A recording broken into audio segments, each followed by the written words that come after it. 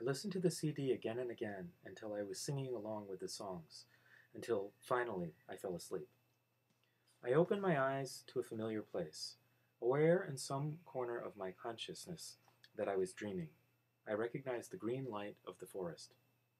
I could hear the waves crashing against the rocks somewhere nearby, and I knew that if I found the ocean, I'd be able to see the sun.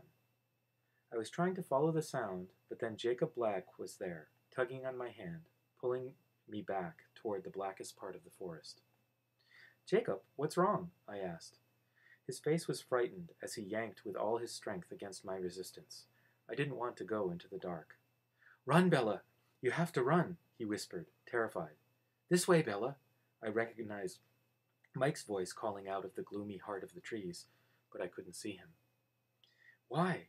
I asked, still pulling against Jacob's grasp, desperate now to find the sun.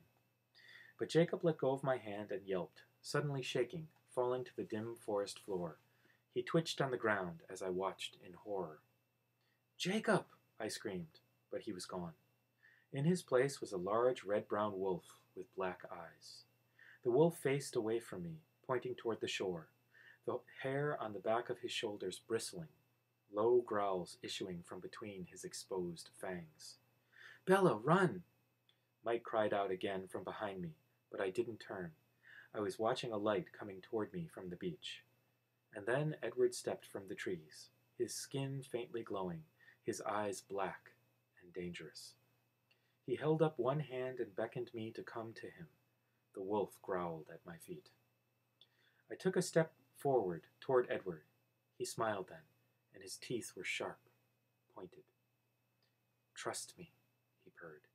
I took another step. The wolf launched himself across the space between me and the vampire, fangs aiming for the jugular. No! I screamed, wrenching upright out of my bed.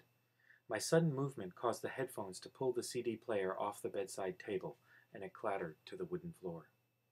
My light was still on, and I was sitting fully dressed on the bed with my shoes on. I glanced, disoriented, at the clock on my dresser. It was 5:30 in the morning. I groaned, fell back, and rolled over onto my face, kicking off my boots. I was too uncomfortable to get anywhere near sleep, though. I rolled back over and unbuttoned my jeans, yanking them off awkwardly as I tried to stay horizontal. I could feel the braid in my hair, an uncomfortable ridge along the back of my skull. I turned onto my side and ripped the rubber band out, quickly combing through the plaits with my fingers. I pulled the pillow back over my eyes. It was all of no use, of course. My subconscious had dredged up exactly the images I'd been trying so desperately to avoid. I was going to have to face them now. I sat up and my head spun for a minute as the blood flowed downward. First things first, I thought to myself, happy to put it off as long as possible. I grabbed my bathroom bag. The shower didn't last nearly as long as I hoped it would, though. Even taking the time to blow dry my hair, I was soon out of things to do in the bathroom. Wrapped in a towel, I crossed back to my room. I couldn't tell if Charlie was still asleep or if he had already left. I went to look out my window, and the cruiser was gone. Fishing again. I dressed slowly in my most comfy sweats and then made my bed, something I never did. I couldn't put it off any longer. I went to my desk and switched on my old computer. I hated using the internet here. My modem was sadly outdated, my free service substandard. Just dialing up took so long that I decided to go get myself a bowl of cereal while I waited. I ate slowly, chewing each bite with care. When I was done, I washed the bowl and spoon, dried them, and put them away. My feet dragged as I climbed the stairs. I went to my CD player, picking it up off the floor and placing it precisely in the center of the table. I pulled out the headphones and put them away in the desk drawer. Then I turned the same CD on, turning it down to the point where it was background noise. With another sigh, I turned to my computer. Naturally, the screen was covered in pop-up ads. I sat in my hard folding chair and began closing all the little windows. Eventually, I made it to my favorite search engine. I shot down a few more pop-ups and then typed in one word: vampire. It took an infuriatingly long time, of course. When the results came up, There was a lot to sift through. Everything from movies and TV shows to role-playing games, underground metal, and gothic cosmetic companies. Then I found a promising site, Vampires A to Z. I waited impatiently for it to load, quickly clicking closed each ad that flashed across the screen. Finally, the screen was finished. Simple white background with black text, academic looking. 2 quotes greeted me on the homepage.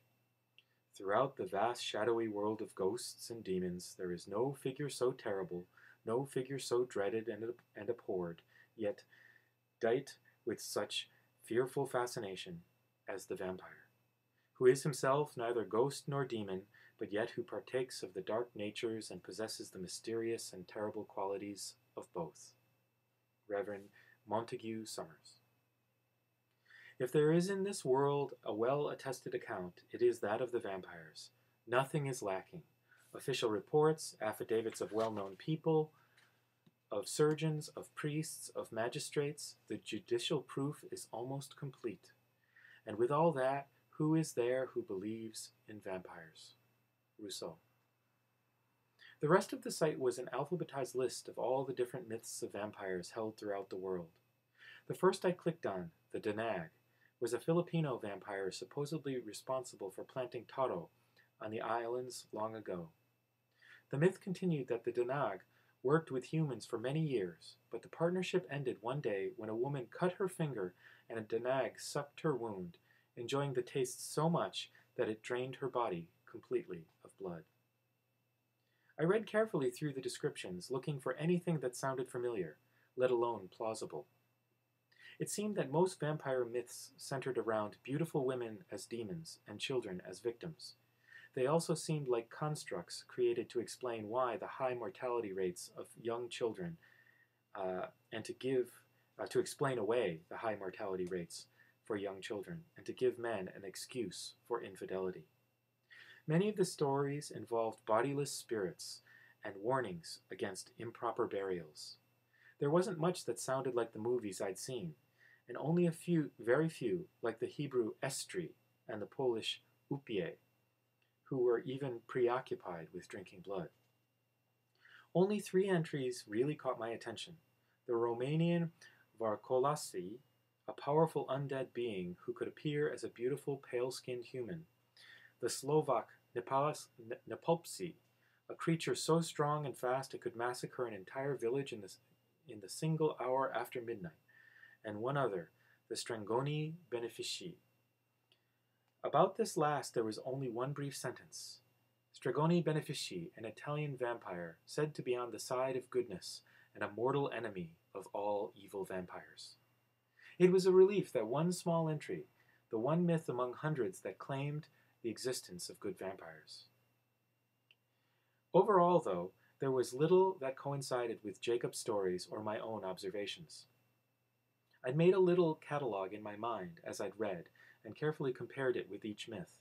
Speed, strength, beauty, pale skin, eyes that shift color, and then Jacob's criteria, blood drinkers, enemies of the werewolf, cold-skinned and immortal. There were very few myths that matched even one factor. And then another problem, one that I'd remembered from the small number of scary movies that I'd seen and was backed up by today's reading. Vampires couldn't come out in the daytime. The sun would burn them to a cinder. They slept in coffins all day and came out only at night.